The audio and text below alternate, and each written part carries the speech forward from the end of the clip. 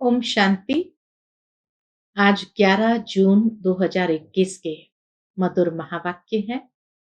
और आज की मुरली में बाबा ने हम बच्चों को बहुत ऊंचा स्वमान दिया है कि बच्चे, तुम श्रेष्ठ राजयोगी राज ऋषि हो, क्योंकि तुम पवित्र बनते हो। दुनिया के अंदर देखे तो मनुष्य आत्माएं माया रावण की दलदल में फंसे हुए हैं।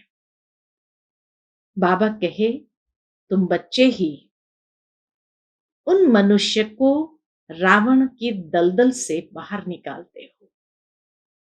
लेकिन कौन से बच्चे उस दलदल से उन्हें बाहर निकलने में मदद कर सकते हैं? तो बाबा कहे, पहले जो खुद निकला हुआ होगा वही तो दूसरों को मदद कर सकते हैं। खुद निकले हुए हैं, उसकी परख क्या है?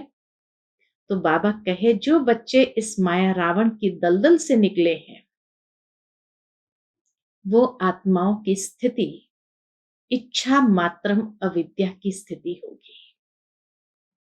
अर्थात एक बाप के सिवाय और कुछ भी याद ना हो। अच्छा कपड़ा पहने, अच्छी चीजें खाएं, ऐसी लालच उनके अंदर नहीं होगी। वो स्वयं को आत्मनिश्चय करके रहते हैं, आत्म अभिमानी स्थिति में रहते हैं, और तभी वो दूसरों को भी इस दलदल से बाहर निकलने में मदद कर सकते हैं। तो सुनते हैं बाबा के मधुर महावाक्य। ओम शांति। मीठे बच्चे, तुम अभी सच्चे सच्चे राजयोगी हो। तुम्हें राज ऋषि भी कहा जाता है। राज ऋषि माना ही पवित्र। प्रश्न है, तुम बच्चे मनुष्य को माया रूपी रावण की दलदल से कब निकाल सकेंगे? तो बाबा कहे, जब तुम खुद उस दलदल से निकले हुए होंगे। दलदल से निकलने वालों की निशानी है इच्छा मात्रम अविद्या की स्थिति। एक बाप के सिवाय और कुछ भी याद न आए। अच्छा कपड़ा पहने, अच्छी चीज खाएं, ये लालच न हो। क्यों? क्योंकि तुम पूरा ही वनवाह में हो। इस शरीर को भी भूले हुए मेरा कुछ भी नहीं, मैं आत्मा हूं। ऐसे आत्म अभिमानी बच्चे ही रावण की दलदल से मनुष्य को निकाल सकते हैं। गीत है, तू प्यार का सागर है, तेरी एक बूंद के प्यासे हो। ओम शांति। कोई समय गीत जब बजाया जाता था तो बच्चों से गीत का अर्थ भी पूछते थे। गीत में आगे एक लाइन आती है कि अभी तू ही उसे समझा, राह भूले थे हम कहां से। तो बाबा कहे, अब बताओ तुम कब से राह भूले हो? तो किसी ने कहा बाबा द्वापर से, कोई ने कहा सतयुग से। जो कहते हैं द्वापर से भूले हैं वे रॉन्ग है। सतयुग से राह भूले हैं, क्योंकि जैसे ही इस दुनिया से हम सदगति में चले जाएंगे, सुखधाम में जाएंगे, तो ज्ञान तो प्राय लुप्त हो जाता है और साथ में बाबा की भी विस्मृति हो जाती है। तो नेचुरल है, सतयुग में भले प्रारब्ध भोगते हैं परंतु परमात्मा को पाने की राह पर नहीं है। वहां से तो नीचे उतरना शुरू हुआ है। इसीलिए बाबा कहे, सतयुग से राह भूले हैं, राह बताने वाले तो अभी तुमको मिला है। सतयुग में राह बताने वाले को नहीं जानते हैं। वहां कोई बाप को जानते ही नहीं, गोया भूले हुए हैं। भूलना भी ड्रामा में नूंद है। फिर अभी राह बताने आए हैं। कहते हैं ना, प्रभु राह बताओ। हम सतयुग से लेकर बाप को भूले हैं। बाप प्रश्न पूछते हैं बुद्धि चलाने के लिए। बाबा ऐसे प्रश्न पूछते हैं ताकि बच्चों की बुद्धि चले। यह ज्ञान ही निराला है ना। ज्ञान का सागर बाप ही है। बाप सन्मुख समझाते हैं। ज्ञान का सागर, सुख का सागर मैं ही हूं। तुम भी जानते हो बरोबर, पतित पावन भी एक ही बाप है। यह तो भक्ति वाले भी मानते हैं। पावन दुनिया है ही शांति धाम और सुख धाम। अब सुख धाम और दुख धाम आधा आधा है। यह तो बच्चे अच्छी रीति जानते हैं। बाप प्यार का सागर है, तभी तो सब उनको फादर कह पुकारते हैं। परंतु वह कौन है, कैसे आते हैं, यह भूल जाते हैं। 5000 वर्ष की बात है। बरोबर इन देवी देवताओं का राज्य था। सतयुग में है सदगति, फिर दुर्गति कैसे होती? बाबा कहे सतयुग में है सदगति, फिर दुर्गति कैसे होती है? कौन बताए? बाप ही आकर समझाते हैं। द्वापर से तुम्हारी दुर्गति हुई है, तब तो बुलाते हैं। तुम समझते हो ये कोई नई बात नहीं है। बाबा कहे अभी तुम बच्चे समझते हो ये कोई नई बात नहीं है। बाप कल्प कल्प आते हैं। अभी निराकार बाप आत्माओं को समझाते हैं। कोई भी अपने आत्मा को नहीं जानते हैं। कोई भी आत्मा की वास्तविकता को नहीं जानते। ऐसे कभी कोई नहीं बताएंगे कि हमारी आत्मा में सारा पाठ भरा हुआ है। कभी नहीं कहेंगे कि मैं अनेक बार यह बना हूं, पाठ बजाया है। ड्रामा को वह जानते ही नहीं। करके लाखों हजार वर्ष कहे, फिर भी ड्रामा तो है ना। ड्रामा रिपीट होता है, यह तो कहेंगे ना। यह ज्ञान बाप ही बच्चों को सन्मुख देते हैं। मुख से बात कर रहे हैं, प्रेरणा से नहीं दे रहे हैं, मुख से बात कर रहे हैं। तुम जानते हो हमको शिव बाबा ने ब्रह्मा द्वारा अपना बनाए ब्राह्मण बनाया है। शिव बाबा का यह बच्चा भी है, वन्नी यानी स्त्री भी है। देखो कितने बच्चों की संभाल की जाती है। अकेला मेल होने के कारण सरस्वती को मददगार बनाया है कि बच्चों को संभालो। यह बातें शास्त्रों में नहीं है, यह है प्रैक्टिकल। बाप ही राजयोग सिखाते हैं। जिनको राजयोग सिखाया वह राजाएं बने। 84 जन्मों में आए। बाइबल, कुरान, वेद, शास्त्र आदि पढ़ते तो बहुत है, परंतु समझते कुछ भी नहीं है। अभी तुम कोई तत्व योगी नहीं हो। तुम्हारा तो बाप से योग है, अर्थात बाप की याद है। तुम अभी राजयोगी, राज ऋषि हो, अर्थात योगी राज। राज योगी, राज ऋषि हो, अर्थात योगी राज हो। योगी पवित्र को कहा जाता है। स्वर्ग की राजाई लेने लिए तुम योगी बने हो। बाप पहले पहले कहते हैं पवित्र बनो। योगी नाम ही उनका है। जो पवित्र बनते हैं उनका नाम ही बाबा कहे योगी है। तुम सब राजयोगी हो। यह तुम ब्रह्मा मुख वंशावली ब्राह्मणों की बात है। तुमको राजयोग सिखा रहे हैं। स्टूडेंट हो गए ना। स्टूडेंट्स को कब टीचर भूलेगा क्या? जानते हो शिव बाबा हमको पढ़ा रहे हैं, परंतु माया फिर भी भुला देती है। तुम अपने पढ़ाने वाले टीचर को भूल जाते हो। भगवान पढ़ाते हैं, यह समझे तब तो नशा चढ़े। कि साक्षात भगवान हमें पढ़ा रहे हैं, ये समझे तब तो बाबा कहे नशा चढ़े। स्कूल में आईसीएस पढ़ते हैं तो कितना नशा रहता है। तुम बच्चे तो 21 जन्म के लिए यह राजयोग की पढ़ाई पढ़ते हो। एक जन्म की बात नहीं है। बाबा कहे तुम बच्चे तो 21 जन्म के लिए इस एक जन्म में यह राजयोग की पढ़ाई पढ़ते हो। पढ़ना तो फिर भी होता है, राज विद्या भी पढ़नी पड़े, भाषा आदि सीखनी पड़े। तुम बच्चे समझते हो, सतयुग से हम यह राह भूलनी शुरू हुई है। सतयुग से हम यह राह भूलनी शुरू करते हैं।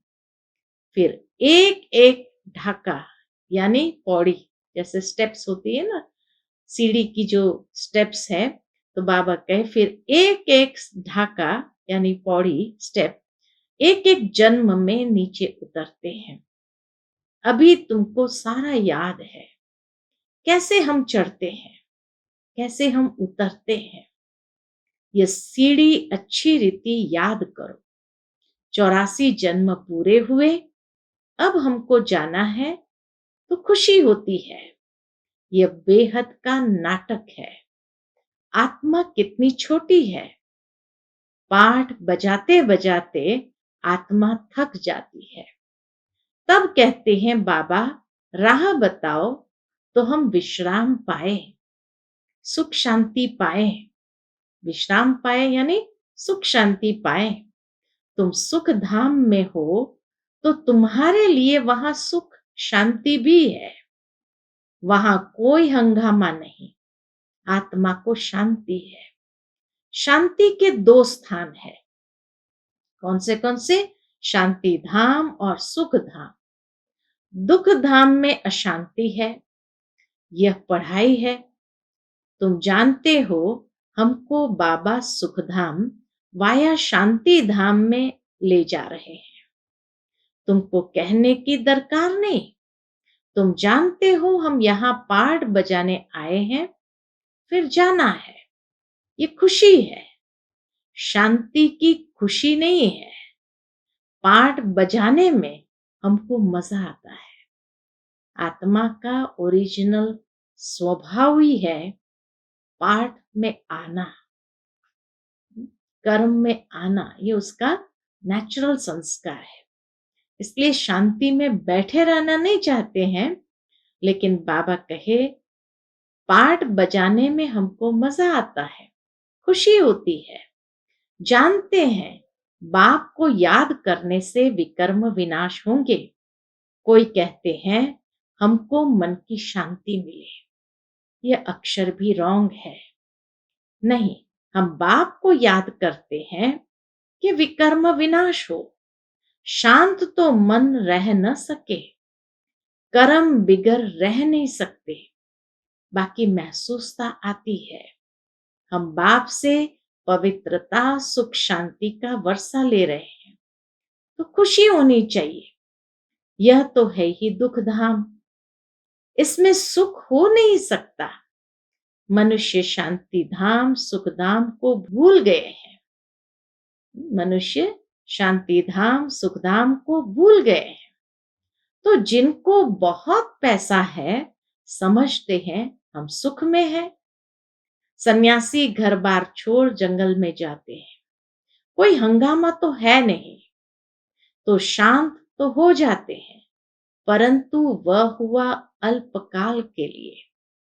आत्मा का जो शांति स्वधर्म है, उसमें तुम शांति में रहते हो।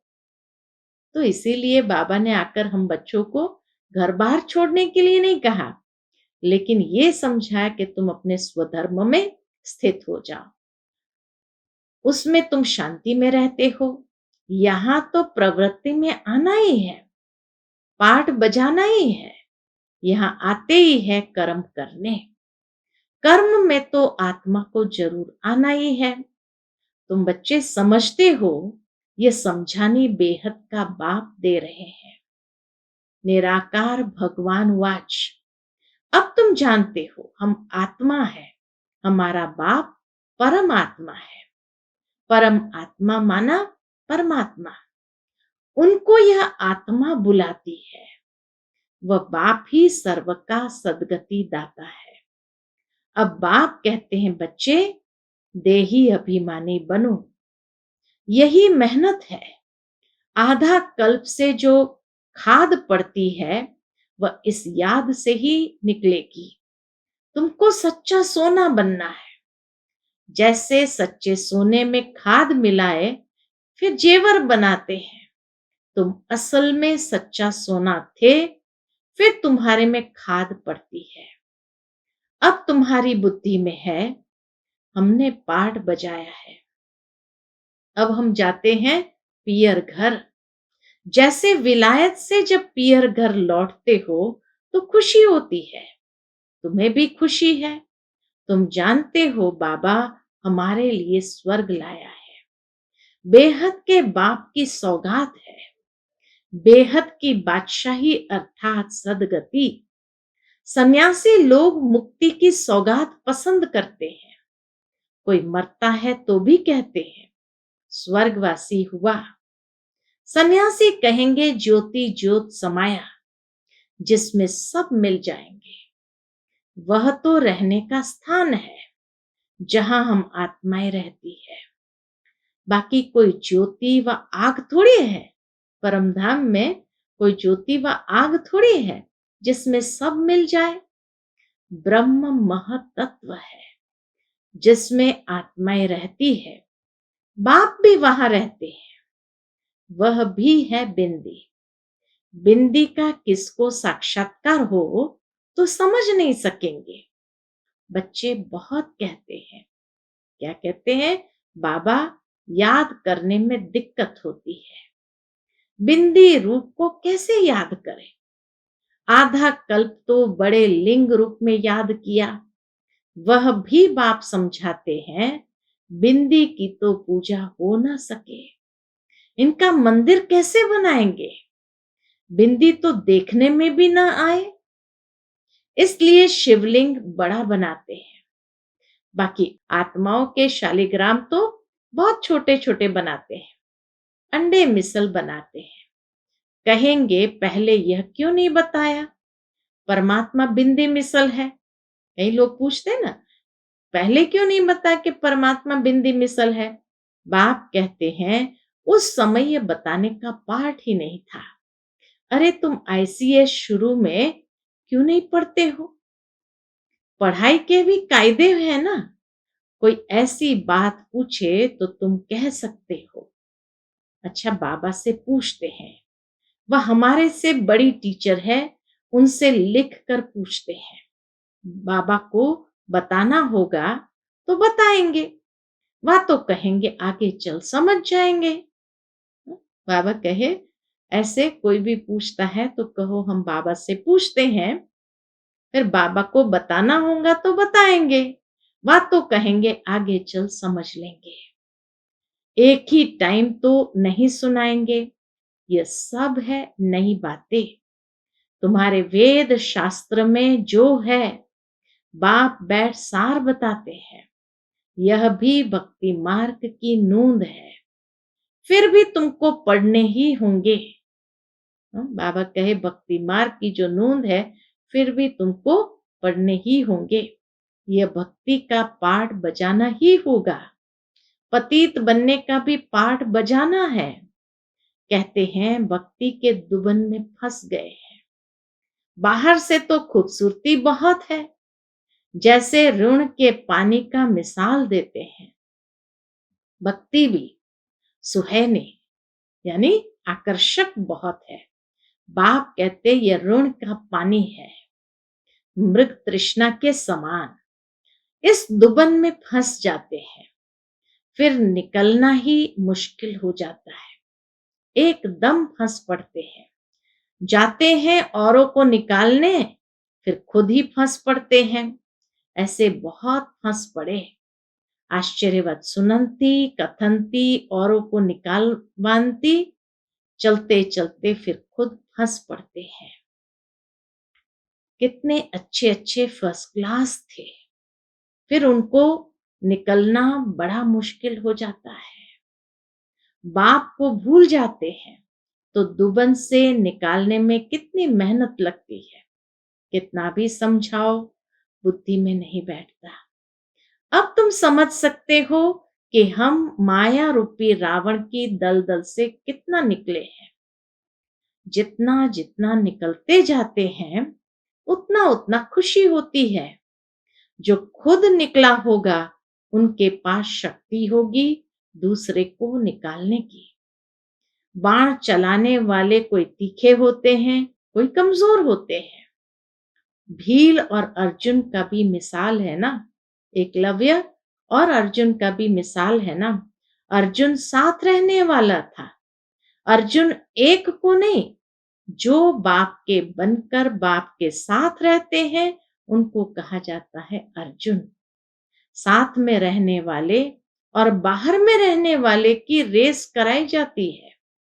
भील, एकलव्य अर्थात बाहर रहने वाला, तीखा चला गया।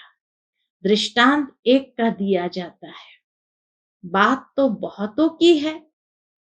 तीर भी ये ज्ञान का है। हर एक अपने को समझ सकते हैं। हम कितना बाप को याद करते हैं और कोई की याद तो नहीं आती है। अच्छी चीज पहनने व खाने की लालच तो नहीं रहती। यहाँ अच्छा पहनेंगे तो वहां कम हो जाएगा। हमको यहाँ तो वनवा में रहना है। बाप कहते हैं तुम अपने इस शरीर को भी भूल जाओ।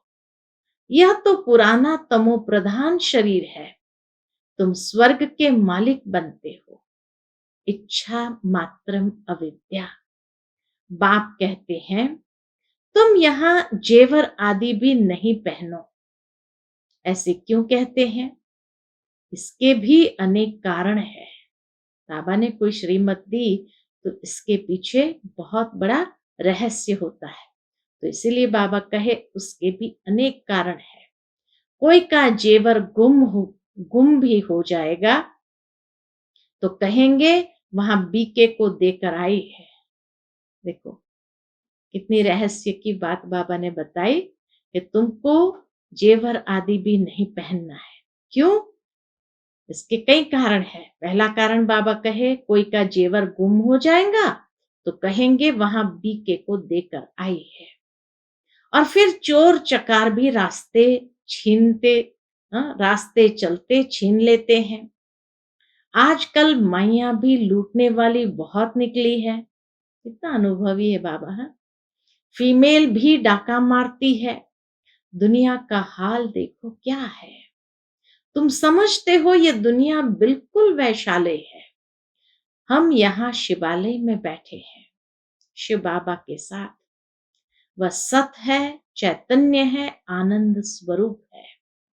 आत्मा की ही महिमा है। आत्मा ही कहती है मैं प्रेसिडेंट बना हूं, मैं फलाना हूं। और तुम्हारी आत्मा कहती है हम ब्राह्मण हैं, बाबा से वर्षा ले रहे हैं। आत्म अभिमान में रहना है, इसमें ही मेहनत है। आत्म अभिमान उसमें रहना है, इसमें ही मेहनत है। यह मेरा फलाना है, यह मेरा है, ये याद रहता है। हम आत्मा भाई भाई है, ये भूल जाते हैं। यहाँ मेरा मेरा छोड़ना पड़ता है। मैं आत्मा हूं, इनकी आत्मा भी जानती है। ब्रह्मा बाबा की आत्मा भी जानती है। बाप समझा रहे हैं, मैं भी सुनता रहता हूं। ब्रह्मा बाबा कहते हैं जब बाप समझाते हैं मैं भी सुनता रहता हूं। पहले मैं सुनता हूं, भल मैं भी सुना सकता हूं, परंतु बच्चों के कल्याणार्थ कहता हूं तुम सदा समझो कि शिव बाबा समझाते हैं। उसमें हमारा कल्याण है, क्योंकि उसी से धारणा अच्छी होती है। विचार सागर मंथन करना बच्चों का काम है। जैसे तुम करते हो वैसे मैं भी करता हूं। ब्रह्मा बाबा कहते हैं वैसे मैं भी करता हूं। नहीं तो पहले नंबर में कैसे जाएंगे, लेकिन अपने को गुप्त रखते हैं। अच्छा, मीठे मीठे सिकिलते बच्चों प्रति माता पिता बाप दादा का याद प्यार और गुड मॉर्निंग। रूहानी बाप की रूहानी बच्चों को नमस्ते। हम सब रूहानी बच्चों की रूहानी माता पिता बाप दादा को याद प्यार गुड मॉर्निंग और नमस्ते। नमस्ते, शुक्रिया बाबा, शुक्रिया। आज की मुरली से धारणा के लिए मुख्य सार है। पहली पॉइंट, मेरा मेरा सब छोड़ अपने को आत्म समझना है। आत्म अभिमानी रहने की मेहनत करनी है। यहाँ बिल्कुल वनवाह में रहना है। कोई भी पहनने खाने की इच्छा से इच्छा मात्रम अविद्या बनना है।